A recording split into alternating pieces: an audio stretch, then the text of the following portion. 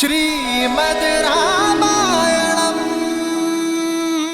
का प्रयोजन तो आपने जान लिया वानर राज, परंतु अपने कष्ट का कारण अब तक नहीं बताया आपने। आप इस पर्वत की ओट में क्यों छिपे हैं? और आपसे आपका राज्य, आपकी पत्नी कैसे छिन गए? राजपाट की ना तो मुझे कभी चाह थी और ना ही कभी आशा। मैं तो अपने भाई किष्किंधा नरेश बाली की छत्र छाया में ही प्रसन्न था। अपनी पत्नी रुमा के साथ सुखी था मैं वहां। फिर एक दिन मायावी नामक एक राक्षस ने बाली को युद्ध की चुनौती दी और इस बात से बाली के अभिमान को ठेस पहुंच गई।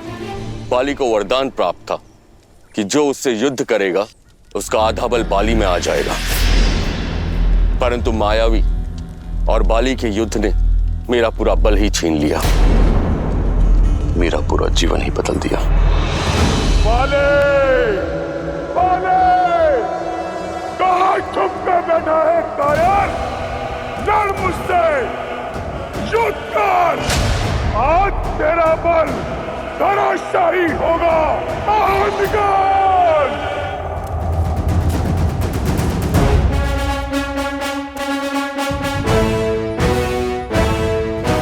लगता है तुम्हारी मृत्यु तुम्हें मेरे द्वार तक खींच लाई है, इसलिए युद्ध के लिए ललकारा है। भागता कहां है कायर? रुक!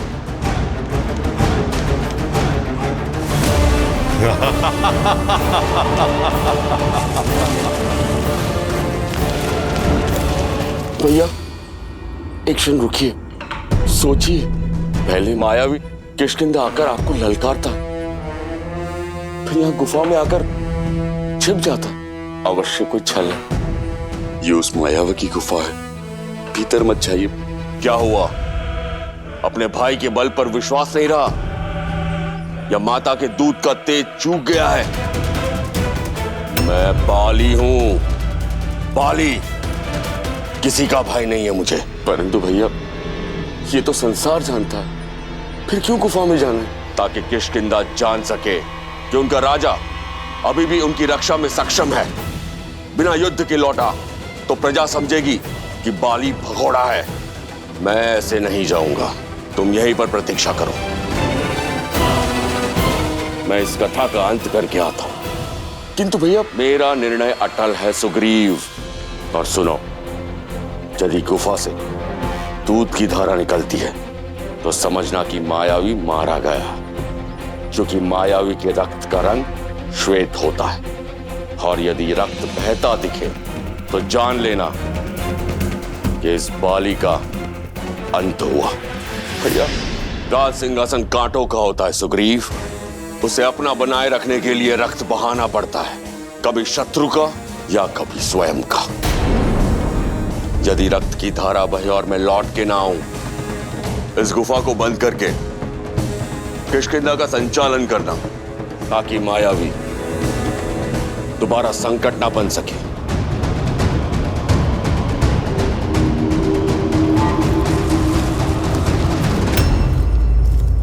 प्रहार से दिन बीते, दिन सप्ताह में बदले और सप्ताह महीनों में। मैं मन में आस लिए 1 वर्ष गुफा के बाहर बैठा रहा मैं, किंतु ना तो मायावी बाहर आया और ना ही बाली। फिर एक दिन रक्त की धारा बाहर आई।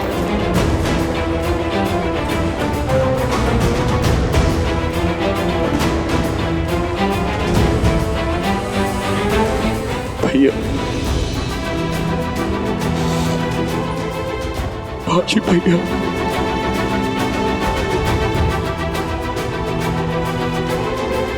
भैया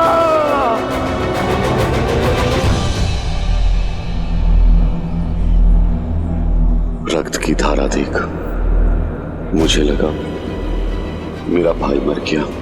किसी भांति अपने आंसू रोक किष्किंधा की सुरक्षा का दायित्व उठाने चल पड़ा।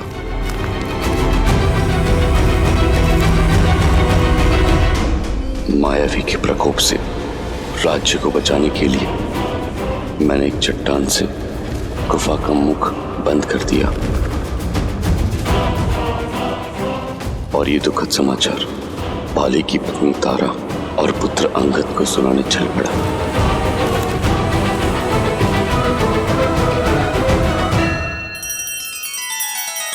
श्री रामचंद्र कृपालु भजु मन हरण भव भय दारुणम नव कंज लोचन कंज मुख कर कंज पद कंजारुणम। सिया राम, सिया राम, सिया राम, सिया राम। आदर्श और मर्यादा की है ये कथा महापावनम काट मद श्री से मिला दे श्रीमद् रामायणम श्रीमद् रामायणम। सिया राम, सिया राम, सिया राम, सिया राम।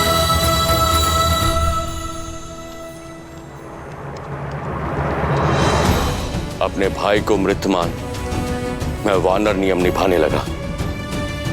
उसका राज्य किष्किंधा, उसकी पत्नी तारा और पुत्र अंगद को सहस्त्र अपना लिया।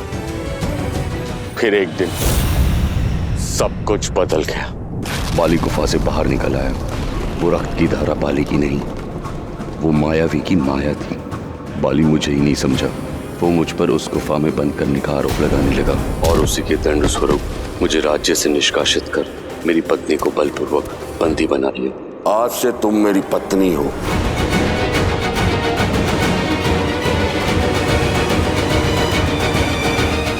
यदि आज मैं जीवित हूं तो हनुमान की सहायता और ऋषि मतंग के श्राप के कारण, जो बाली को यहां आने से रोके हुए हैं। उसे श्राप है, यदि उसने ऋषिमुख पर्वत पर अपना पैर भी रखा तो उसके सिर के 100 टुकड़े हो जाएंगे।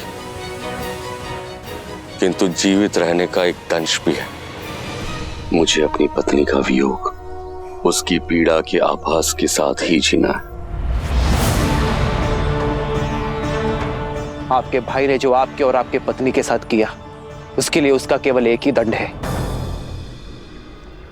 मृत्यु।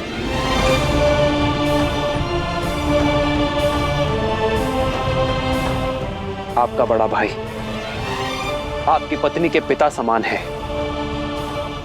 और बाली के कृत्य से नारी की गरिमा तार तार हुई है और ऐसे अधर्मी को जीवित रहने का कोई अधिकार नहीं है। उचित कहा भैया, बाली को उसके पापों का दंड अवश्य मिलना ही चाहिए।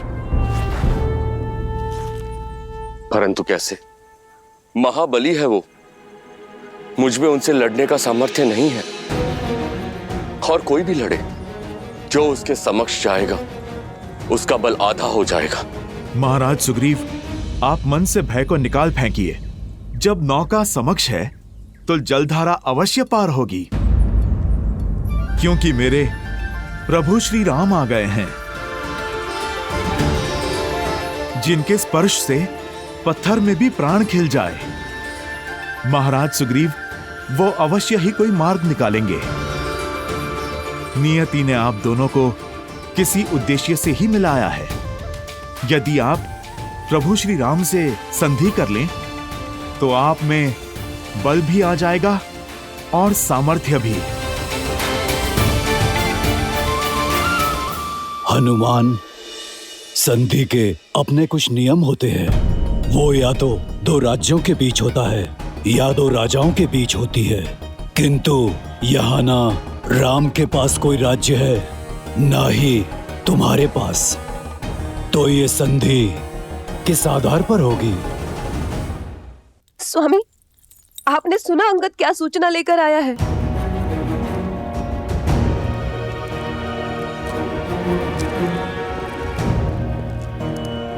अंगद, राम और उनके भाई लक्ष्मण को सुग्रीव से मिलते देखा गया है। स्वामी, यदि उनकी संधि हुई तो आपके ऊपर संकट की तलवार मंडराना निश्चित है। स्त्री होना राय का पर्वत बनाने का गुण तो प्रकृति ने दिया है तुम्हें। रोको, अपने विचारों को रोको तारा। महाबली हूं मैं, इस ब्रह्मांड का सबसे शक्तिशाली जीव हूं मैं। और तुम कहती हो कि मुझे सुग्रीव से संकट है, जो मुझसे भयभीत होकर ऋषिमुख पर्वत पर जाकर छुपा है। मुझे उन वनवासियों से क्या संकट जो स्वयं अपने राज्य से निष्कासित कर दिए गए हैं, जिनके पैरों में कांटों से बचने के लिए पादुकाएं नहीं है, वो मेरे मार्ग का कांटा क्या बनेंगे?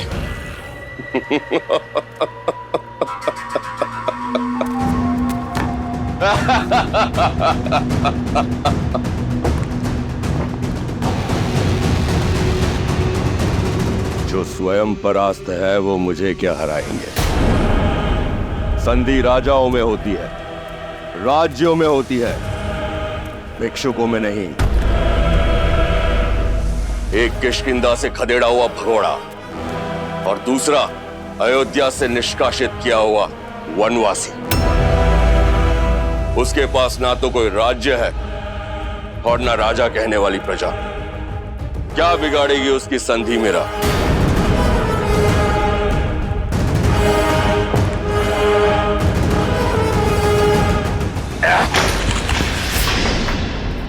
अंगद, पुत्र अंगद, उचित अनुचित का निर्णय बल से होता है। यही युद्ध नीति है और यही राजनीति।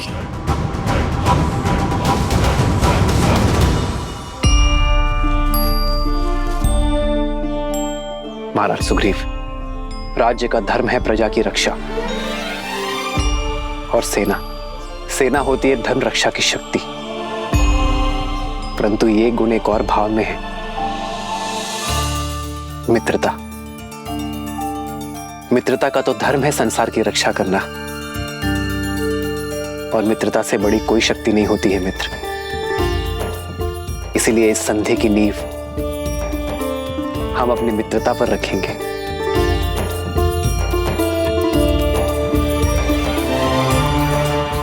मित्रता एक ऐसा बंधन है जो हर संबंध से ऊपर है। हम अपना मित्र स्वयं चुनते हैं, और वही हमारा जीवन, हमारा पथ, हमारा व्यक्तित्व और हमारा भविष्य निर्धारित करता है।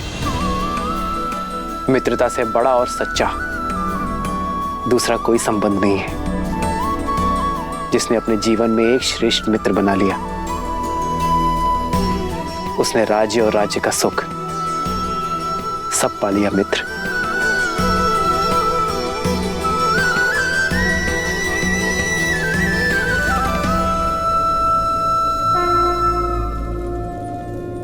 मैं महाराज दशरथ का पुत्र, रघुवंशी राम ये प्रण लेता हूं कि अपने मित्र सुग्रीव को उसका राज, उसकी पत्नी और उसका सम्मान अवश्य लौटाऊंगा, और बाली को मृत्यु दंड देकर उसके पापों का अंत करूंगा।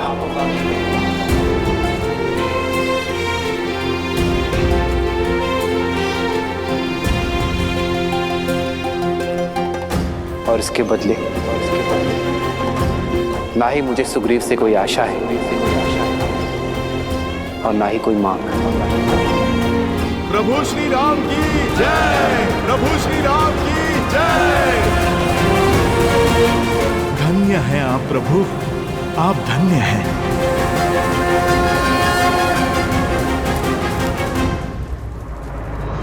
मैं सुग्रीव ये प्रण लेता हूं कि मैं श्री राम की मित्रता का मान रखूंगा।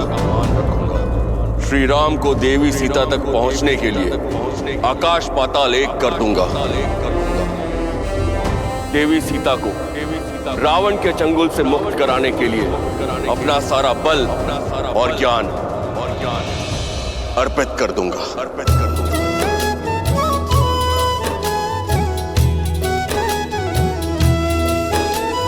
तब हनुमंत उभय दिशि की सब कथा सुनाई, पावक साखी दे करी जोरी प्रीत दृढ़ाई।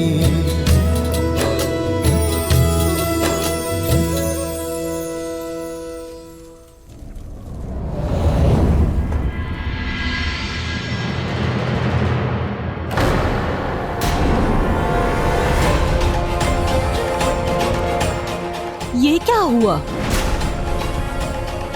ये लंकेश के पास से सुरक्षित कैसे आ गई? क्या रहस्य हो सकता है इसका?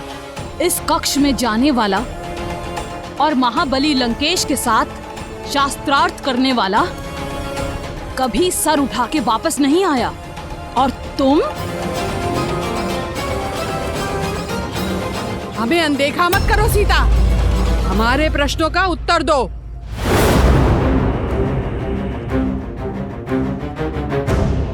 तुम्हारा ये अभिमान, ये अहंकार, ये निर्भीकता चुपती है। त्रिजटा, जैसे इसको छूते ही हमारे हाथ जल गए थे, वैसे ही हम आज इसके साथ इसके अभिमान को स्वाहा कर देते हैं।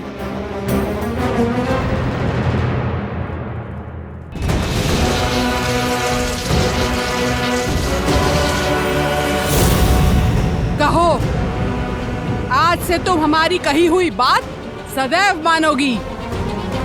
वचन दो, अन्यथा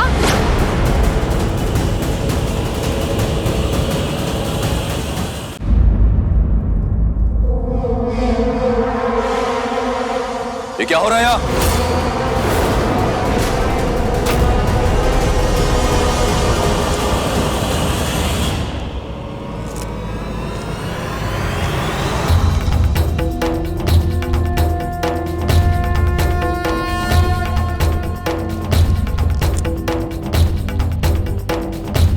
विष्णु तिलक।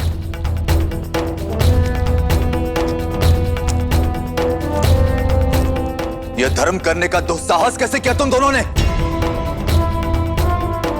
लंका के आतिथ्य को बुलाकर लंकेश के अतिथि के साथ ऐसा दुराचार!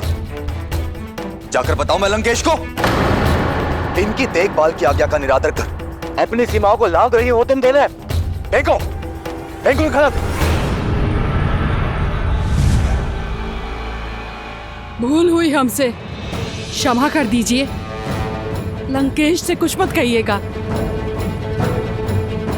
ऐसी भूल आगे से नहीं होगी। इसे मेरी अंतिम चेतावनी समझो। जाओ यहां से।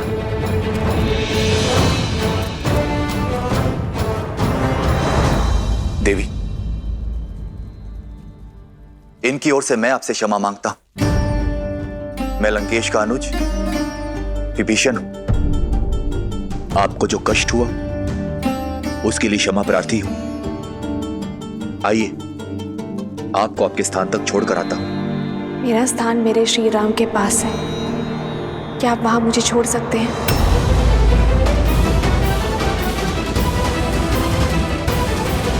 आपकी पीड़ा अब से मेरी हुई मित्र, इसलिए बिना एक पल व्यर्थ किए अपना राज और अपनी पत्नी को पुनः पाने का मार्ग प्रशस्त कीजिए। कैसा मार्ग?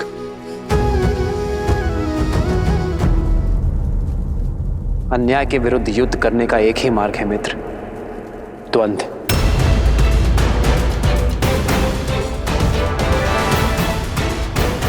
आप बाली को द्वंद्व युद्ध के लिए चुनौती देंगे। क्या?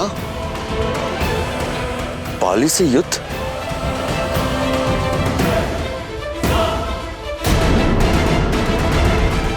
आपको भ्रम है श्री राम, महाबलशाली है वो। मैं बाली को मारना तो दूर, उसके सामने कुछ पल तक टिक नहीं सकता। यदि मैं उसको युद्ध में परास्त कर सकता तो यहां भगोड़ों की भांति मैं छिपता क्यों? मुझे आशा नहीं थी कि आप मुझे आत्महत्या का मार्ग सुझाएंगे। श्री राम, आपने मुझे बाली के वध का वचन दिया है और यहां तो आप उसके हाथों मेरा ही वध करवाने लगे। मुझे मेरा वचन स्मरण है मित्र, किंतु आप अपनी आत्मशक्ति को भुला चुके हैं। कहां है वो सुग्रीव जो बाली की अनुपस्थिति में समस्त किष्किंधा को संभालता था? मित्र केवल उसकी सहायता करते हैं जो संघर्ष से भागते नहीं बल्कि उसमें भाग लेते हैं।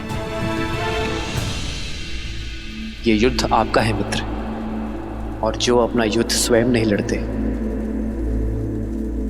उसका हाथ तो नारायण भी नहीं थामते। इसलिए पहला पग बढ़ाएं, बाली को युद्ध के लिए चुनौती दें और रघुकुल के वंशज के वचन का पालन उन्हीं पर छोड़ दें।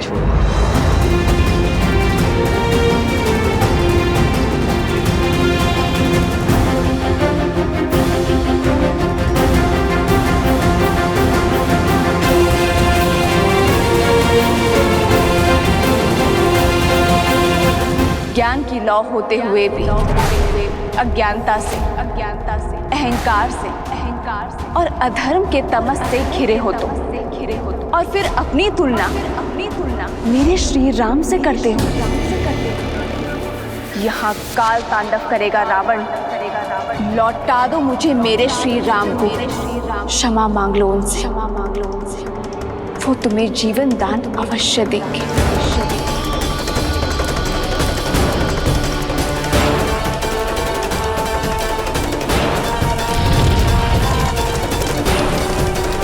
यदि तुम ना माने तो तुम्हारा ये ज्ञान भी मेरे श्री राम के क्रोध से नहीं बचा पाएगा।